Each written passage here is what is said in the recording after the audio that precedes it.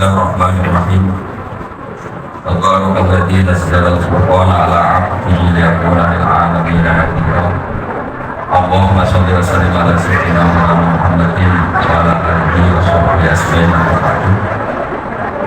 Yang sangat saya hormati juga kita hormati bersama wonten Bapak Profesor Dr. Quraish Shihab, wonten Habib Ali bin Ibrahim, Habib Husain bin Ibrahim, beberapa pengurus PSG maupun Baitul Quran, semua ada Ustadz Arifin, Ustadz Ali, semua yang saya hormati, para hadirin yang saya hormati, juga semua demonstran ini yang saya hormati. Saya ini kata orang banyak itu punya fan banyak, sebetulnya ini korban orang banyak. Karena ngaji Quran itu sulit, mereka nggak mau ngaji. Pasrah sama Pak Quraish, pasrah sama Gus Bak, terima mateng. Jadi ini kenakalannya muhibbin. Dulu korban seperti ini juga Rasulullah SAW. Itu kalau sahabat ingin masuk surga, itu ya gak suka ngamal yang berat-berat juga gak suka. Minta saja ke Rasulullah, ya Rasulullah saya minta satu hal. Apa? As'aluka murafaqataka fil jannah. Saya minta supaya jadi teman engkau di apa? Surga. Tapi yang jelas Nabi tidak jawab secara gratisan. Nabi ngendikan fa'inni ala nafsika fi kasratis sujud. Kamu membantu saya, kamu harus memperbanyak apa? Sujud. Jadi kalau ada kiai dimintai saya ingin di surga sama engkau kiai, itu enggak boleh gratisan, harus fa'inni ala nafsika fi kasratis sujud. Tapi saya ini punya ajaran yang sebetulnya agak sesat tapi masuk akal. Ini saya mohon karena saya memang punya bapak seneng guyon, punya Mbah Mun kiai saya juga seneng guyon. Karena beliau katanya gini, nak kiai ra guyon kok dianggap gak bahagia aja. Sake panitia dikira kurang sangu gitu katanya. Sehingga ajarannya beliau memang sementara orang Islam itu pokoknya guyon ketok bahagia dengan Islamnya, bahagia dengan Tuhannya, bahagia dengan nabinya. Qul bi fadlillah wa bi rahmati fa bidzalika wal yafrah. Lah bahagia paling gampang ekspresinya nggih guyon niku. Ngetokno di Alphard dadak repot. Ngetokno di dhuwit akeh ya dadak repot. Nak guyon nak murah nggih. Itu beberapa sahabat itu saking cintanya Nabi. Itu cara berpikir kayak teman saya. Teman saya itu sering nasihatin saya, "Gus, aja soleh nemen-nemen. Engko nak ning swarga mari bareng Mbah Mun sungkan," katanya.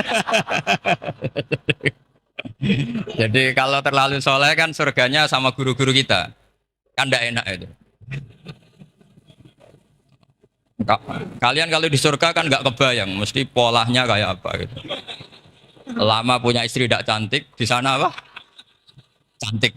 Nah itu kalau jejer guru kan sungkan. Gitu. Jadi makanya kata teman saya, soleh pas-pasan ya Gus, ben swarga ini nggak sama siapa? Mbah Mun katanya, sungkan katanya.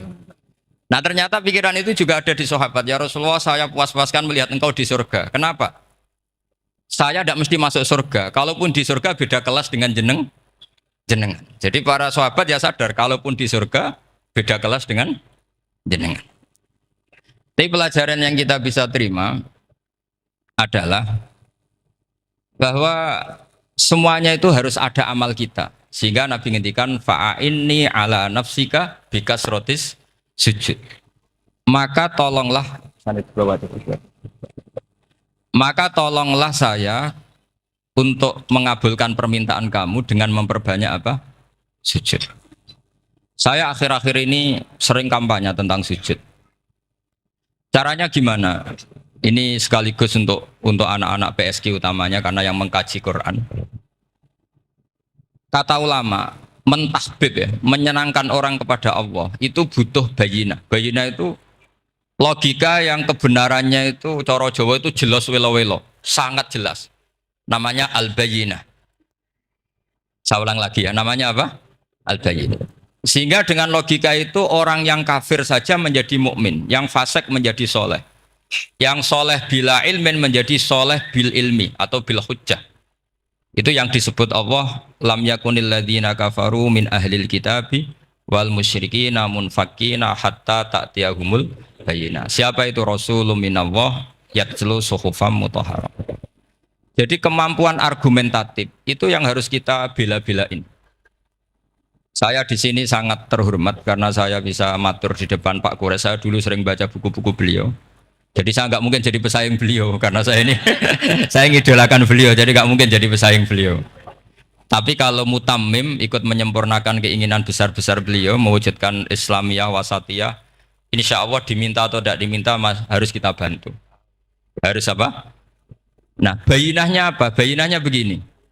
Bayinah itu satu argumentasi yang jelas. Begini, ada seorang ekstremis itu, singkat cerita mau ngebom tempat-tempat maksiat. Yang maksiat ini orang-orang Islam juga. Tapi saya tidak nuduh sampai pokoknya orang-orang Islam juga. Terus ditanya sama orang yang Islam moderat, andaikan mereka nanti mati dalam keadaan demikian, aina masiruhum, lalu mereka kemana? Ya ilanar, karena mati dalam keadaan maksiat. Terus ditanya sama yang moderat tadi, moderat soleh maksudnya, bukan moderat liberal, moderat soleh.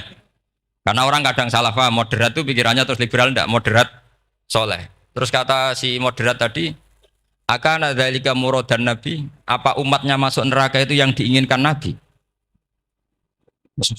Kaget si ekstremis tadi, kebetulan ini ekstremis yang masih mau mikir. Terus enggak, itu enggak yang digedangin Nabi. Kalau gitu ya jangan, kita tunggu tobatnya, kita proses bersama supaya mereka mau tobat. Karena dukhuluhum annar itu tidak muradan Nabi, tidak yang digedaki Nabi Muhammad SAW. Nah, cerita seperti ini tentu ada padanannya. Padanan itu artinya kias ya, kias dalam hadis sahih. Saya yakin hadis itu sahih. Kalaupun itu dhaif itu yata'ayyadu bi fatwal ulama. Menjadi kuat karena banyak ulama yang fatwakan seperti itu. Saya pastikan itu diriwayatkan Qadiyat dalam kitab Asy-Syifa, juga diriwayatkan Ihya, juga diriwayatkan di Hayatus Sahabah.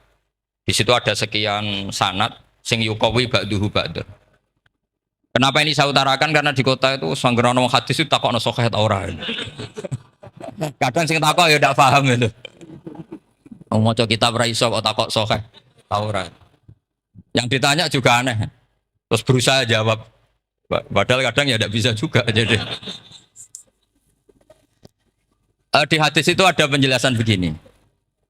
Ada seorang Arabi itu orang Bedui lah, orang yang kurang peradaban. Minta sesuatu pada Rasulullah SAW. Karena Nabi itu tidak orang kaya, Nabi tidak jutawan, tidak hartawan, dikasih. Mungkin kalau uang sekarang mungkin 50.000 atau berapa. Orang itu gerutu segerutu-gerutunya. Nabi kok pelit gitu, kira-kira seperti itu. Akhirnya sahabat ini merasa tidak nyaman, ingin, karena ini Arab ya, ingin mengadili ini.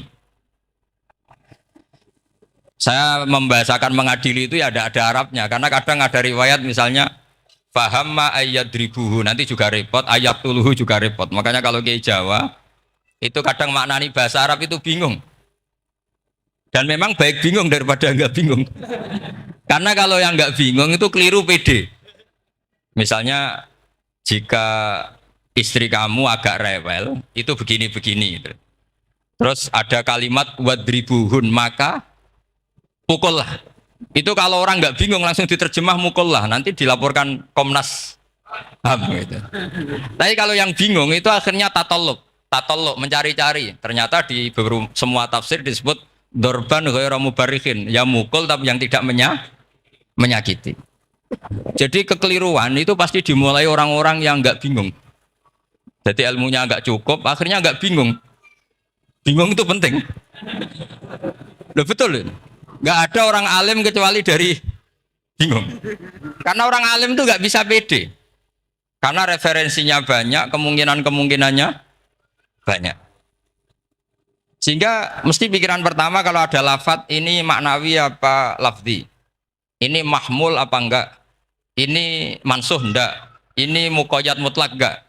Ini sekaligus jadi pusat studi Quran, jadi supaya teman-teman memang seperti itu. Kata wadribuhun, maka pukullah. Saya masih ingat betul ketika Pak Quraisyab nulis di Membumikan Al-Quran tentang alak. Itu kalau orang ahli embriologi dimaknani alak segumpal darah itu mesti tertawa-tawa karena nggak ada dalam proses embriologi orang lewat proses segumpal apa? Darah. Tapi kalau alak itu madatul kalimah dari kata aliko ya'liku alakon sesuatu yang menempel, jadi zigot yang berhasil menempel di dinding rahim itu yang jadi anak. Itu ya normal saja, memang itu terjadi. Ya barokahnya bingung tadi. Atau alak dimaknai segumpal darah tapi min haitsul jinsiyah. Artinya haitsul jinsiyah itu sejenis ini. Jadi bukan di proses embriologinya tapi di jenisnya supaya orang tidak sombong diistilahkan min alak, tapi maknanya min jinsil alak, bukan alaknya tapi jenis alak. Itu kayak Abu Bakar. Abu Bakar itu kalau sedang bully manusia yang sombong-sombong itu, kamu kok sombong? Kamu itu keluar min makhrojil boli marroten katanya. Supaya orang tidak sombong itu disilakan manusia itu yakhruju min makhrojil boli apa? Marroten. Kan kamu keluar dari makhrojil boli berapa? 2 kali kan? Minar rojul lewat penis, terus nanti lahir juga lewat min makhrojil baul. Jadi untuk mengadili manusia supaya tidak sombong diistilahkan keluar min makhrojil baul marroten. Nah mungkin alak kalau maknanya segumpal darah itu maknanya jenisnya seperti ini. Kenapa kamu sombong? Jangan digugat tentang itu proses embriologi. Kalau itu tidak ngalami itu. Jadi akhirnya barokahnya bingung itu alak dari proses embriologi maknanya apa? Aliko ya aliku alakon sesuatu yang nempel, yang sukses nempel di dinding rahim. Tapi dari segi jenis mendidik tawadu, mendidik khafdul janah lil mu'minin, mendidik adul wal ingkisar, rasa hina. Nah, itu dengan makna tadi. Saya teruskan ya. Si Arabi tadi karena dikasih 50.000 Gerutu terus akhirnya Nabi memanggil Arabi tadi karena mau dipukulin sama sahabat. Gak tahu mau dipukulin atau mau dibunuh, gak tahu, pokoknya dikerasin tadi. Makanya nggak usah diterjemah. Kalau diterjemah nanti jadi bingung. Terus akhirnya dibawa sama Nabi, diajak masuk, dikasih banyak sama Nabi. Kasih banyak, ditanya sama Rasulullah, kamu sudah puas ya Arabi? Sudah ya Rasulullah. Hebatnya Nabi apa? Kamu harus menjelaskan ke semua sahabat saya kalau kamu sudah puas. Karena tadi kamu ngomong yang bikin sahabat saya dongkol. Terus sekarang harus mengkonfirmasi. Ya Rasulullah. Di depan umum juga Nabi ikut. Ini Arabi tadi minta saya tak tambah, terus dia puas. Ahakada ya Arabiyu? Naam ya Rasulullah, fajazakallahu min khairin wa asyiratin. Dia tegas naam ya Rasulullah. Nah, pelajaran dari hadis ini adalah kalimat ini. Ini harus diingat-ingat. Setelah Arabi tadi puas, sahabat juga tahu apa pernyataan puasnya Arabi tadi. Nabi ngetikan begini. Masalu hadza, perumpamaan orang ini dan saya itu seperti orang yang punya unta atau sapi atau kambing yang syarodat, yang liar. Fattaba'ahan nasu. Kemudian orang-orang ikut membantu nangkat. Falam yaziduha illa nufuran. Bantuan manusia-manusia ini malah tambah lari karena ini semua orang ini asing. Bagi unta ini kan asing, yang nggak asing kan hanya pemiliknya. Terus kata si pemilik unta tadi, khallu baini wa baina naqati. Sudah saya tidak usah dibantu. Fa ana arfaku, biasa lebih sayang kepada unta saya. Orang nggak ikut bantu semua, terus kemudian unta itu dipanggil, fa akhadha min kumamil ardi, kira-kira diambilkan rumput, terus unta itu mau nurut. Intinya apa? Kalau orang nggak bakat kiai, nggak bakat dai ilallah, kok ngajak-ngajak Islam itu falam yaziduha ila nufuron, kira-kira gitu. Karena lebih banyak emosinya ketimbang teknik proses tadrijinya, tasreknya. Akhirnya itu jadi pelajaran ke kita. Pelajaran kedua, Rasulullah ngendikan begini. Andaikan kamu membunuh si Arabi tadi, bahasanya yang membunuh. Kalau ini tak terjemah nggak apa-apa, wong andaikan saja. Andaikan kamu membunuh si Arabi tadi dalam keadaan membenci saya, yaitu ngomentari Nabi adalah kikir, maka dakhalan nar. Orang ini akan masuk neraka karena dia mati dalam keadaan sakhitan dan Nabi SAW. Dia mati berstatus benci kanjeng. Tapi uniknya dalam Islam segampang itu. Ketika si Arabi tadi mencintai Nabi itu karena dibayar, karena diservis. Dan itu cukup loh dalam Islam itu.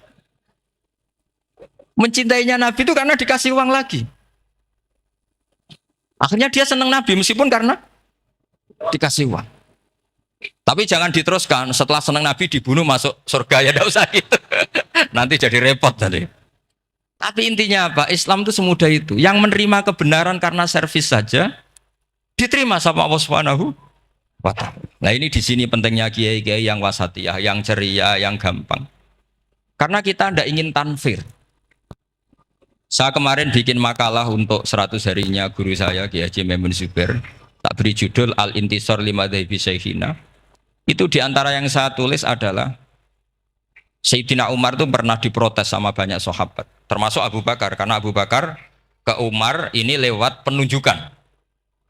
Kata para sahabat, ya Abu Bakrin, kamu memasrahkan umat ini ke azladin nas, orang paling kasar, yaitu Umar.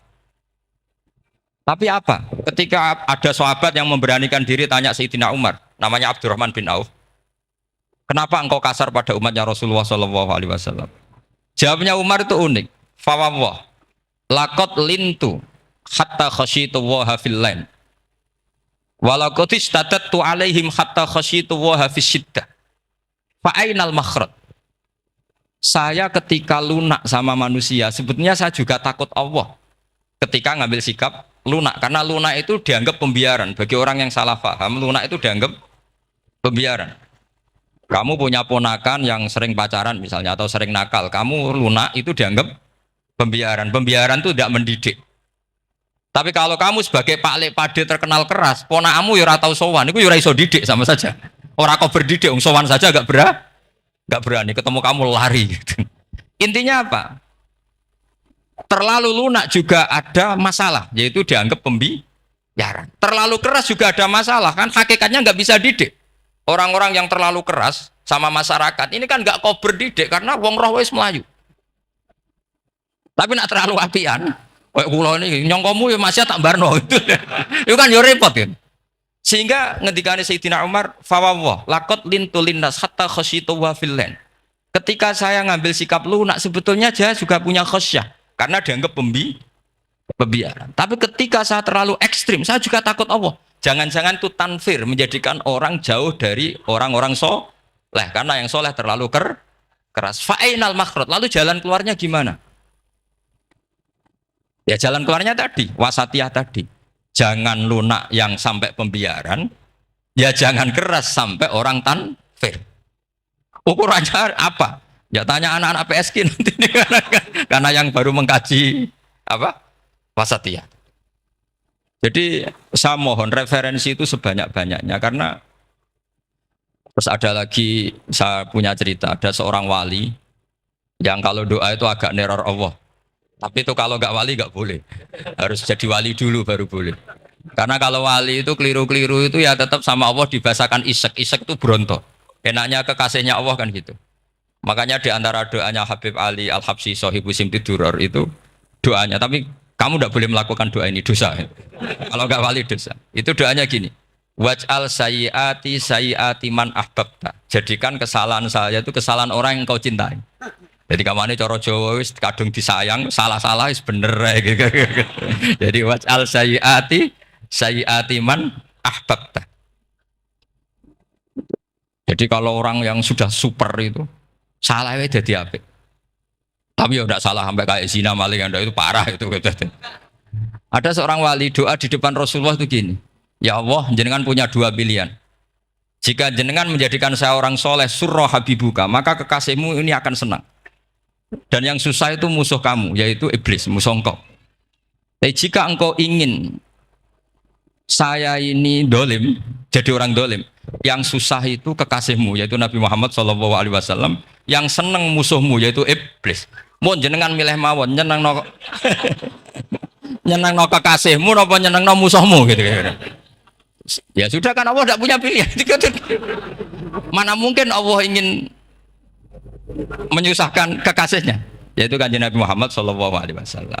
Sama, semua ulama tidak ingin umatnya Nabi matu khinal maksiyah, mati dalam keadaan maka kita berusaha semaksimal mungkin. Semoga mereka tobat. Semua Quran itu la'allahum yarji'un, la'allahum yantahun.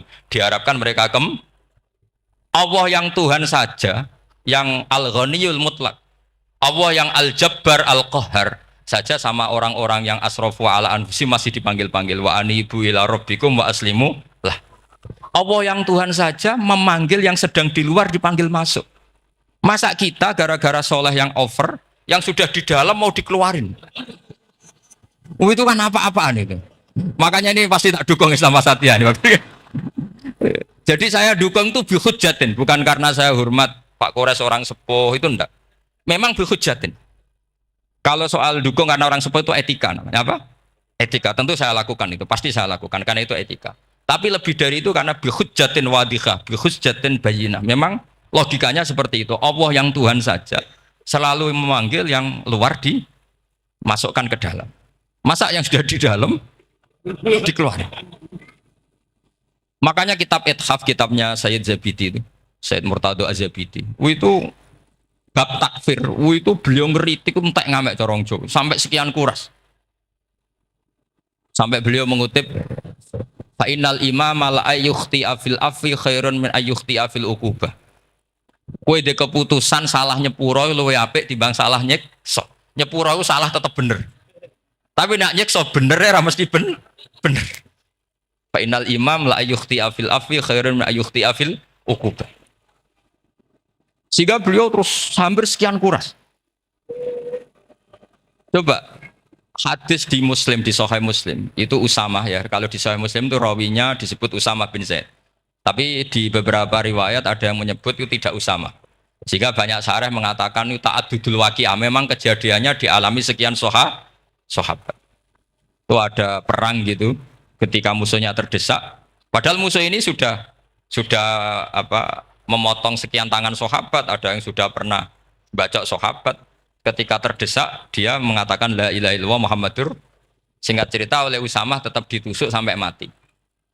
Tapi sama Rasulullah ketika lapor, kamu membunuh setelah mengucapkan la ilaha illallah ya Usamah? Iya. Tapi innama qolaha muta'awwidan, dia mengatakan kalimat itu karena muta'awwidan, nyari perlindungan saja. Afala syaqaqta an batni, afala syaqaqta an qalbi. Sudah kamu lihat di dadanya. Kalau dia betul-betul ngomong karena muta'awwidan, jangan-jangan karena iman Terus memangnya ketika kamu iman, orang-orang sahabat itu rata-rata kan pernah kafir. Memangnya ketika kamu iman tak curigai? Kan enggak. Langsung saya terima, kenapa ini main curiga kira-kira. Sampai seperti itu. Saktinya kalimat la ilaha. Jadi kalaupun diomongkan muta'awwidan saja tetap sah. Meskipun ngomongnya hanya untuk perlindungan dari apa? Safe, dari pedang. Malah ada riwayat lain yang menyebutkan itu tidak Usamah di tafsir Qurtubi itu yang ya ayyuhalladzina amanu idza darabtum fi sabilillahi napa fatabayyanu wala taqulu liman alqa ilaikumus salam lasta mu'mina. Itu kalau di riwayat Qurtubi lebih ekstrim lagi. Si orang tadi tidak Usamah, jelas pastikan itu tidak Usamah, ada yang lain tidak Usamah. Itu bantah Nabi. Ya Rasulullah, andaikan belah dadanya orang itu saya belah, apakah kemudian saya tahu apa yang ada di hatinya? Jadi Nabi jadi dibantah. Ya rodok khawarid. Jadi Nabi masih dibantah. Kata Nabi, ya enggak, kamu tetap enggak tahu apa yang ada di hatinya. Loh, terus masalahnya apa? Masalahnya begini. Setelah kamu belah dadanya, kamu tetap enggak tahu hatinya kan? Fala anta ta'lamu ma fi qalbi wala anta tusaddiqu ma fi lisani. Jadi kowe udah di wong kacau. Ngerti hatinya yang enggak, percaya lisannya juga enggak. Kan enggak ada hujah yang kamu ambil. Harusnya kata Nabi profesional dong. Nak roh hati ini rujukannya lisan. Lah ini enggak, hatinya kamu enggak tahu, lisannya enggak kamu percaya, langsung kamu pakai itu apa? Seperti saya sama jenengan kan gampang, aku raro niati sama ngaji api apa raro. Sementing tak kongkon ngaji berarti seneng ngaji. Jadi jelas ada yang diambil. Makanya semenjak itu para ulama rata-rata itu hampir semuanya itu Islamnya wasatiyah. Karena ciri khas agama ini adalah wallahu yad'u ila daris salam. Selalu memanggil-manggil supaya orang masuk. Enggak ada ayat wallahu yukhriju min daris salam itu kan. Allah mengusir orang min daris, enggak ada. Nah, kalau sampean salahnya orang yang dicintai kayak Nabi Adam nasibnya. Nabi Adam itu salah karena makan apa sajaratil khuldi. Kata cerita-cerita gitulah. Nanti bisa diperdebatkan. Sajaratil khuldi itu nama larangan, itu nama salah sebetulnya. Nanti tanya Pak Kures, itu kan sebenarnya gini. Istilah khuldin itu bahasa setan. Hal adulluka ala syajaratul khuldi wa mulki la yabla. Jadi iblis itu goda Adam, kamu ingin mangan pohon keabadian. Jadi kalau kita mengistilahkan syajaratul khuldi, berarti mengesahkan istilah yang dipilih setan. Jadi masalah. Makanya saya enggak pokoknya anut-anut umum wong muni syajaratul khuldi ya ikut syajaratul khuldi. Tapi ini sebetulnya bahasa yang dipakai setan. Singkat cerita Nabi Adam itu akhirnya makan tapi tidak banyak, makanya sebagian aja diredaksikan dzaqo itu ngicipi. Makanya ada akala, berarti dzauk juga disebut aklu, tapi aklu yang sedikit disebut dzauk atau dzaqo. Nah, ketika makan itu Allah duko, tapi duko be orang yang dicintai, diwarai. Cung Adam, kowe tak warai donga supaya tak sepuro. Jadi koyo anak apa minggat wong disayang, disangoni minggat lah tak sangon. Makanya waj'al sayyiati man ahbabta. Disangoni fatalaqa Adamu min rabbihi kalimatin fataba alaih. Makanya saya kalau baca ayat itu cek enak dadi sangoni. Maca iki jeng yo engko ben dadi minggat digani HP mbek dhuwit engko nek wis kepen mulai ya semulai. Makanya itu jadi Quran itu luar biasa. Akhirnya Nabi Adam yang benar diusir, tapi sudah bawa bekal diwarai baik pangeran. Nah ternyata apa? Maksiatu Adam itu maksiatu mu'azzimin. Maksiatnya orang yang sangat menghormati Allah. Jadi kalau kamu ingin jadi wali itu pertama harus kamu berstatus al-mu'azzim, al-musabbih. Ternyata kata kuncinya gini, kata tafsir Ibnu Katsirin. Waqo sama huma inni lakuma laminan nasihin. Saya ini kan muridnya Mbah Maimun, muridnya bapak saya. Kan nggak kebayang orang pakai namanya Allah kemudian dusta. Jadi Nabi Adam dirayu setan kayak apa itu nggak pernah tertarik. Nggak pernah tertarik. Tapi akhirnya setan bilang, wallahi demi Allah, bahwa saya menyuruh kamu makan buah khut itu laminan nasihin. Wallahi, pakai kata wallahi. Terus Allah ya sudah merevisi larangan itu, sekarang sudah bilang boleh katanya. Nah karena kata pakai wawahi, terus kata Nabi Adam, fawwah wa izzatika ya Rabbi, ma dzanantu anna ahadan yahlifu bika kadiban. Ini dawuh Nabi Adam. Adam wis tak kandhani kok ora nurut alasan apa? Terus Adam atau pangeran wa izzatika, demi kehormatanmu ya Allah, fawawahi ma adzunnu anna ahadan yahlifu bika kadiban. Saya tidak pernah ngira ada hambamu, ada makhluk kemudian mencatut nama engkau kemudian dia dusta. Kenapa saya sebut-sebut nanti tadi asmane Mbah Mun? Andai kan saya punya teman biasa bodoni saya, biasa bodoni saya, nipu saya, terus bilang gini, Gus Mbak, jangan ditimbali Mbah Mun, dan dia sumpah, kira-kira tak pikir apa enggak? Enggak, pasti saya langsung meskipun ya dibodoni, karena saking wibawanya Mbah Mun, sehingga saya enggak ngecek lagi orang ini bohong apa tidak.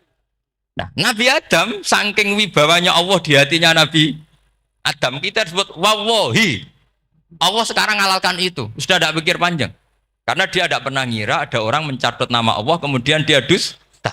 Seperti di dunia santri misalnya ada yang dipanggil Habib Ali, mosok disumpah sih, tenang tau ora. Oh itu mesti teman yang biasa bodoni sampean lah, mesti langsung sangat takutnya kan gitu. Sampean takut istri dibilangi teman, bojomu nelpon. Wah, langsung ulang. Itu mesti tidak dikonfirmasi lagi itu, saking takutnya itu. Nah, Nabi Adam itu seperti itu, saking takzimnya kepada Allah sehingga ketika disebut wawahi, nah itu yang kata kuncinya waqo sama huma inni lakuma laminan nasihin fadallahuma bihur. Itu kalau sampai neliti, ini kesangannya Pak Kures pakai madatul kalimah itu kelihatan. Fadallahuma itu rujuknya ke iblis. Jadi Adam di situ korban terus. Kan wako sama huma iblis sumpah ke Adam Hawa. Fadallahuma iblis menunjukkan Adam Hawa. Sehingga dia dua orang ini maksiat itu semuanya korban. Dia hanya sebagai objek. Kreatornya yaitu iblis. Tapi Nabi Adam sampai tertipu tuh gara-gara tadi. Wa izzatika ya Rabbi. Ma'adzunnu anna ahadan yahlifu bika kadziban. Ketika menyebut nama engkau, saya tidak pernah mengira ada orang menyebut nama engkau kemudian dia dusta. Saya bayangkan orang paling brengsek sekalipun teman saya kalau bilang Gus sampean dipanggil Mbah Mun, tentu tidak saya pikir lagi. Atau di pondok sini, Kang diceluk Habib Ali, ditimbali Habib Ali. Sampean konfirmasi apa enggak? Enggak kan? Apalagi ini Allah Subhanahu wa Ta'ala. Jadi wong nek sebakat wali itu begitu. Nah kalau jenis ini kok salah, itu waj'al sayyiati man.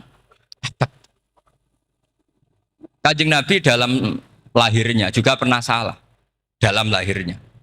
Karena Nabi memberi izin orang-orang munafik gak ikut perang.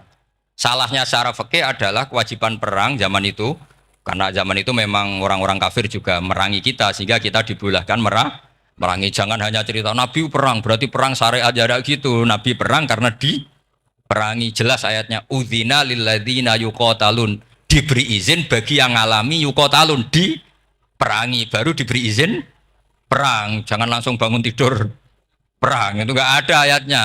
Qatilul ladzina yuqatilunakum, merangi yang merangi kamu. Wa akhrijuhum ya min haitsu akhrajukum, ngusir yang ngusir kamu. Jadi perang itu akibat bukan sebab. Akhirnya Nabi itu secara fikih itu salah. Secara fikih karena memberi izin orang munafik. Tapi Allah ketika sama Rasulullah Muhammad SAW karena kekasihnya ngendikane sudah dimulai afawwahu angka. Muhammad tenang wae wis tak sepuro. Cuma aku takok kena apa kok buka izin. Tapi itu kalimatnya afawwahu dimulai dengan kalimat yang menyenangkan, afawwahu. Jadi ibarat sampean salah sama orang tua. Wes sepeda mbok ora pamit itu ora salah. Cuma aku tetap takok alasan apa gitu loh. Tapi bilang wis gak apa-apa, Cung. Sepeda motor iki mbok gowo, mbok dol iku ora apa-apa. Cuma aku takok kena apa. Tapi mukadimahe ora apa-apa sih. Kayak apa Allah sama nabinya. Jadi mengkonfirmasi saja dimulai dengan afawwahu anka. Lima adzinta lahum. Wong karwan wong munafik gak ndek ngamal malah mbok ora perang. Ya malah ora tau khidmah agama. Jadi makanya terus orang-orang soleh kalau berdoa apa? Waj'al sayyiati man ahbabta. Ya Allah, jadikan kesalahan saya adalah kesalahan orang yang kau cintai. Nah, yang paling dicintai Allah tentu umat Rasulullah sallallahu alaihi wasallam. Saya tak beri ijazah. Kali ini tak ijazahkan nggak apa-apa karena ini hadis sahih musalsal. Umatnya Nabi kok gak enak bi. Kontrak ebek pangeran sebelum salah itu sudah ada kontrak. Makanya Nabi itu ngendikannya bangga sekali. U'ti tu khamsan lam yu'tahunna nabiyyun qabli atau ahadun min qabli. Saya diberi 5 hal hadiah sama Allah yang umat sebelumku, Nabi sebelumku tidak diberi hadiah itu. Di antara hadiah itu terbesar adalah wa'u'ti tu khawatimah suratil Baqarah. Saya diberi hadiah akhir dari surat Baqarah. Kok ada hadiah gimana? Allah itu sudah naikkan kontrak dengan kita. Kita disuruh doa sama Allah. Rabbana la tu'akhidna in nasina waqta. Ya Allah, suatu saat saya salah. Padahal kita pasti salah. Suatu saat Gusti, suatu saat kita salah. Jangan kasih sanksi loh. Oke, mau oke. Itu lu itu kok udah enak gimana? Sebelum kita salah, terus naikkan kontrak sama Allah. Rabbana la tu'akhidna in nasina aw akhtana. Ya Allah, jangan jatuhkan sanksi kepada kita jika suatu saat saya lupa atau salah. Qala na'am, Allah jawab, nah. Makanya Nabi senengnya bukan main tentang apa? Saya diberi hadiah akhir surat Baqarah. Tapi sekarang jadi fitnah tadi. Yang Kiai NU baca itu dipakai tahlilan, kadang-kadang yang baca agak paham. Yang kritik juga agak paham. Jadi ya sudah innalillahi wa inna ilaihi raji'un. Sebetulnya itu diabadikan di tahlil itu karena itu surat yang luar. Tapi sebagian yang baca agak paham sehingga ya dingin saja wong enggak paham. Tapi kalau kita yang paham itu luar biasa, wong belum salah sudah ada perjanjian la tu'akhidna in nasina aw akhtana. Sama Allah dijawab, nah, yo umatem nak salah orang langsung tak siksa. Aman. Maksudnya dintain tobat aja terus salah terus. Kayak apa? Makanya beda. Nabi itu begitu bangganya dengan surat akhir surat apa? Baqarah. Terus tafsir kedua. Umat ini adalah umat yang sifat Allah itu selalu aktif dan dua-duanya aktif. Ini perlu saya sampaikan berkali-kali. Dua-duanya aktif. Jika orang soleh itu nggak boleh mengadili orang dolim. Itu umatnya Rasulullah SAW. Begini logikanya ya. Pernah ada cerita, ada orang soleh sedang sujud, diinjek sama orang fasik, al-asi lah orang fasik. Karena orang soleh ini diinjek, orang soleh, bawaan orang soleh itu ya kadang gampang marah, bawaan orang soleh. Tapi pas marah itu nyatut nama Allah. Fa wallahi la yaghfiru Allahu laka. Pakai nama Allah. Ada kan dia bilang asemane kue itu malah nggak apa-apa gitu. Karena misoh-misoh sendiri itu kan urusan dia. Tapi pakai namanya Allah. Fa wallahi la yaghfiru Allahu laka. Allah tidak akan ngampuni kamu. Itu Allah langsung memberi wahyu ila nabi hada zaman, ke nabinya zaman ini. Allah ngendikan gini, ini yang cerita Rasulullah. Mang dzalladzi yata'alla alayya alla aghfira li fulan. Faqad ghafartu lahu wa ahbattu amalak. Orang itu tak ampuni, yang sujud amalnya tak hilangkan. Kenapa? Allah tersinggung. Wong saya ini bisa aghfir, bisa ngampuni. Kenapa kamu nyifati saya hanya u'adzib? Jadi kira-kira Allah tuh tersinggung. Wong sifatku itu yo yaghfir wa yu'adzib, kok ganti yu'adzib tok iku piye? Jadi sifatku kan hilang sitok gitu. Paham ya? Jadi kalau kamu melihat orang-orang maksiat, pikiran kamu Allah yu'adzibuhum itu enggak fair. Bisa saja Allah yaghfiru lahum. Tapi kamu milih situ tok, yaitu sifat yu'adzib itu enggak fair. Harusnya ya yaghfiru liman yasha wa yu'adzibu man yasha. Tapi orang soleh ini wallahu la yaghfiru Allahu laka, itu Allah tersinggung. Kenapa tersinggung? Karena Allah hanya disifati yu'adzib, bukan disifati yaghfir. Padahal Allah bisa yu'adzib, bisa yaghfir. Sehingga Wahsy ketika seperti itu, dia qatilu ahad bin nas ila Rasulullah, yaitu Wahsy adalah qatilu Hamzah. Ketika Nabi da'a alaihi, tidak usah diterjemah, itu sama Allah malah Wahsy dikasih tobat. Bahkan turun ayat laisa laka minal amri syai'un aw yatuba alaihim aw. Jadi kita melihat ahlul maksiat, oke kita tidak cocok dengan mereka, tapi tidak cocok tetap berharap mereka tobat. Kita tarbiyah. Karena kita tidak boleh nyifati Allah yu'adzibuhum qatan. Mungkin ramelok dadi pangeran kok muni qatan. Isa wae Allah yaghfiru lahum. Itu pelajaran bagi kita. Jadi ternyata si soleh tadi ditegur sama Allah. Kamu tidak bisa seperti itu. Mang dzalladzi yata'alla alayya ta'ala itu corong Jawa sumpah serapah. Kok iso aku mbok sifati u'adzib tok wong aku iso aghfir. Makanya di Quran itu ada wa yu'adzibal munafiqina. Ayatnya apa? Insya'a au yatuba. Nah ini dalil-dalil napa? Kalau jenengan mendukung Islam napa? Wasatiyah. Jadi an ilmin. Jadi saya dukung gerakan ini, satu an ilmin, dua memang secara etika. Pak Quraisy itu orang sepuh, tentu pilihan itu setelah sekian baca tafsir, baca referensi, beliau seorang akademisi, profesor doktor. Tapi saya tetap mohon dukung kita itu an ilmin, apa? An ilmin. Memang dari awal Allah mensifati dirinya bisa yaghfir, bisa yu'adzib. Kenapa kita memastikan yu'adzib? Wong Allah bisa yaghfir. Nah dengan demikian kamu menetapkan sifat Allah dua-duanya. Jadi yang soleh ya tetap khawatir jangan-jangan ada masalah. Yang fasik pun tetap ada harapan. Makanya masyhur dawuh Sayyidina Ali yang dikutip hampir semua ulama, apa? Ala unabbiukum fil faqih kulal faqih. Apa perlu saya ceritakan siapa yang ahli fikih sebenarnya? Apa kata Sayyidina Ali? Sebagian orang malah memarfukan ini ke Rasulullah Shallallahu Alaihi Wasallam. Kalaupun ini tidak hadis marfu, dawuh Sayyidina Ali pasti tercermin dari keinginan Rasulullah Shallallahu Alaihi Wasallam. Ketika Nabi ditanya siapa itu al-faqih wal al-faqih atau Sayyidina Ali, malam yuknitin nas min rahmatillah walam yu'amminhum min makrillah. Apapun kondisinya orang jangan putus asakan dari rahmatnya. Jika Nabi itu pernah sangat serius ngadepi orang-orang fasik, tapi setelah di multazam sama Allah ditegur, kalau kamu begitu rahmat saya kata Allah kamu batasi. Semenjak itu Nabi terus rileks. Dan Nabi kalau ibadah itu mesti milih yang paling gampang. Ma khuyira Rasulullah sallallahu alaihi wasallam amroini ilahtaron apa? Aisarahuma, pasti milih yang paling gampang. Termasuk Nabi unik itu tofa rohiban. Semua sahabat itu tofu musyatan, semua tawaf secara jalan. Tapi Nabi tofa rohiban. Jika kata ulama-ulama usul fikih, afdal mana? Ya afdal tawaf secara jalan karena al-ajur bi qadrit ta'ab. Tapi untuk Nabi itu afdal tofa rohiban. Kenapa? Karena Nabi adalah muallimul ummah, pengajar umat. Kalau Nabi tidak tofa rohiban, maka orang akan bilang syarat sahnya tawaf harus jalan. Barokahnya Nabi naik unta, orang mengesahkan tawaf secara rohiban.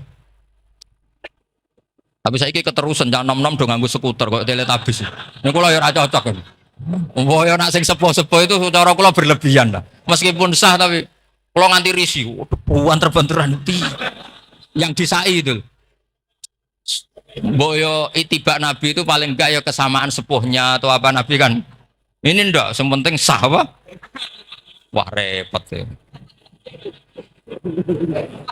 Terus bukti berdua gini, kalau Nabi itu ingin ibadah itu paling ringan. Suatu saat setelah Fathu Mekah, Nabi kayak apa rindunya sama Ka'bah al-Musyarrafah itu, sama Al-Ka'bah al-Musyarrafah. Nabi saking rindunya minta sama Abu Tolhah al-Hajabi itu. Minta Utsman ya, Utsman bin Tolhah al-Hajabi itu. Utsman namanya itu. Minta kunci terus masuk Ka'bah. Itu keluar dari khimah, itu Nabi senengnya bukan main. Karena Fathu Mekah. Lebu Ka'bah senengnya bukan main. Tapi setelah keluar dari Ka'bah, itu kelihatan hazinan, kelihatan susah, tersiksa. Ditanya sama Sayyidah Aisyah, kenapa engkau gelisah padahal tadi kelihatan senang? Wadidtu anni lam adkhul. Saya suka andikan tadi saya ada masuk Ka'bah. Kenapa ya Rasulullah? Jangan-jangan umatku ngira ini penting. Dan itu berat. Sampai jadi perdebatan ulama. Oke, apakah sunat masuk Ka'bah apa? Enggak. Sebagian ulama bilang enggak. Alasannya Nabi getun Joro Jawa itu kecewa, nyesal. Kenapa saat tadi masuk? Jangan-jangan umatku nanti merasa itu keharu dan itu repot. Nah kita tidak usah dilarang, memang tidak punya kesempatan. Alhamdulillah. Dilarang nggak dilarang, sudah tidak punya kesempatan. Nah ini yang terakhir kenangan saya mau menerangkan dan tambah mahabbah kepada Rasulullah Shallallahu Alaihi Wasallam. Ini betul, ini sesi terakhir ini. Begini. Salah sun mangkun nafihi wajada halawatal iman. 3 hal ini kalau ada pada kamu atau pada siapa saja, maka menemukan halawatal iman, manisnya iman. Ini mungkin yang jarang dijelaskan orang adalah manis itu apa? Kata Ibnu Hajar al-Asqalani sebagai pensarah Bukhari, termasuk manisnya manis adalah al-iltizat al-akli, merasa nyaman secara berpikir. Nanti saya bacakan takbirnya sebelum saya tutup ngaji bareng ini. Begini misalnya, kita ngikuti Nabi Muhammad SAW. Tentu beliau punya al-jamalul wajhi. Nabi itu orang paling ganteng. Tentu beliau punya al-jamalul sauti. Suaranya Nabi itu luar biasa. Tapi yang paling luar biasa tentu al-jamalul akli. Akalnya Nabi itu luar biasa jamal, luar biasa indah. Artinya gini, andaikan Anda seorang profesor atau seorang alim alama, seorang kiai yang paling alim, terus dikasih tahu Nabi, misalnya dikasih tahu Islam, sing gawe donya iki, iku Fir'aun. Kan mesti tersiksa, logikanya gimana? Wong Fir'aun lahirnya di bumi kok bikin bumi, kan dulu buminya timbang. Mesti ra iso turu sampean. Iki ajaran nopo ra iso turu. Tapi ajaran ini mengatakan, sing gawe alam raya ini Allah. Allah itu awal, Allah itu qadim. Kan terus iso turu, wis adone lah. Nak sing gawe luwih dhisik. Paham ya? Terus sing gawe ku ala kulli syai'in qadir, wis adone lah, jenenge gawe alam mesti ala kulli syai'in. Nah terus misalnya diajak paham ateis. Alam ini ndak ada, kemudian ada. Penciptanya apa? Ya ketiadaan. Oh, ora iso turu sampean. Bagaimana mungkin al-adam yakhluqu maujudan, alam yang maujud diciptakan oleh Adam. Oh, ora iso turu sampean. Itu kata Ibnu Hajar al-Asqalani, halawatul iman itu adalah ibaratun anil iltizat al-akli. Halawatul iman dan ibaratun anil iltizat, agama ini nyaman secara akal. Kita disuruh menuhankan zat yang sifatnya itu luar biasa. Allah adalah qadim, tentu pencipta lebih dulu timbang yang diciptakan. Kan enak, keren kan? Terus alam yang maujudat, hadil maujudat khalaqaha wajibul wujud. Ini maujudat diciptakan zat yang super wujud, yaitu wajibul. Kan iso turu sampean. Oke, masuk akal.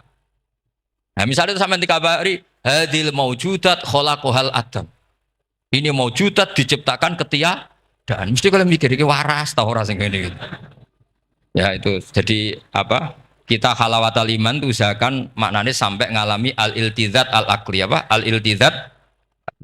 Saya baca takbirnya saja. Ini di kitab saya Fathul Bari. Ini di juz 9, di kitab saya halaman 193 ya. Karena mungkin sampean beda cetakan atau enggak ada nomornya karena enggak punya, enggak tahu saya. Banyak ini tak. Tapi ini nanti saya tak tinggal di Mas Wafa ini. Nanti yang nggak boleh di ngopi saja, di foto aja. Selumayan ben ngaji ku nganggo kitab ben kok wong alim gitu keren. Ya. Saya baca Bismillahirrahmanirrahim. Halawatal iman. Beliau ngendikan wayal taddu bidzalika iltizazan aqliyan. Jadi orang merasa nyaman secara iltizazan aqliyan. Akalnya merasa nyaman. Idzil iltizat al-aqliyu idrakuma huwa kamalun wa khairun min haitsu huwa kadzalik. Jadi beliau mencontohkan gini. Kamu disuruh minum obat. Beliau contohnya itu kamu disuruh minum obat. Tentu secara watak kamu tidak senang karena obat itu pahit.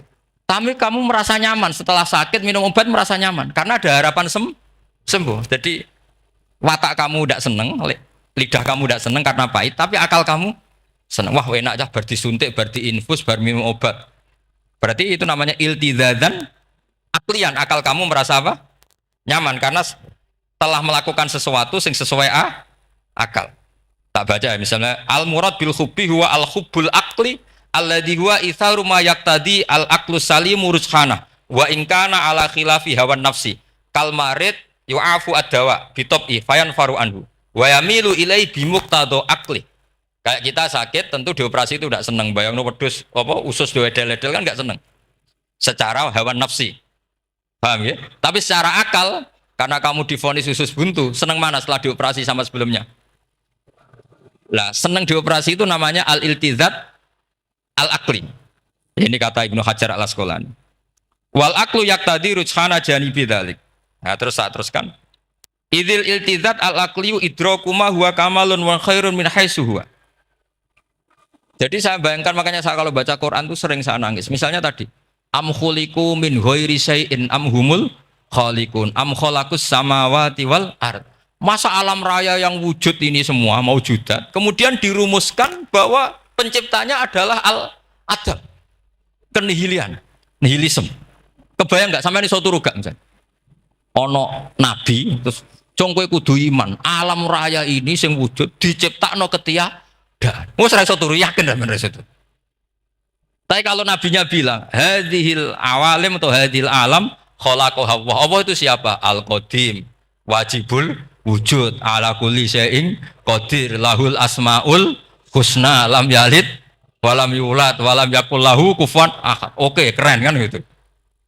Lha iku jenenge al-iltizat al-aqli. Kalau kamu sudah ngalami seperti itu, wajada halawatal iman. Terus kata Ibnu Hajar al-Asqalani, terus wa yu'abbirus syara' yaitu Rasulullah sallallahu alaihi wasallam membahasakan al-iltizat al-aqli dibahasakan dengan halawatal iman. Jadi halawatul iman itu kamu harus ngalami al-iltizat al-aqli.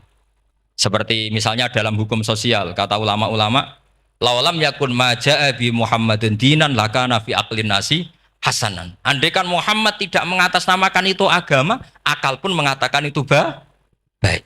Coba ajaran kita, ambek bojo sing apik, ambek anak sing apik, ambek tangga sing apik, itu kan enak. Coba kalau ajarannya gini, bojo tabuki wae kesuwen, kan bingung, iki ajaran apa kan kaget. Ambek tonggo, oh sing kontel, gak ngono tidak kok. Oh, iku ajarane Nabi apa ajarane ekstremis kan bingung. Jadi makanya laulam yakun ma ja'a bi Muhammadun dinan lakana fi aqlin nasi hasanan. Itu namanya al-iltizat al-aqli. Saya kira demikian, mohon maaf. Assalamualaikum warahmatullahi wabarakatuh. Waalaikumsalam.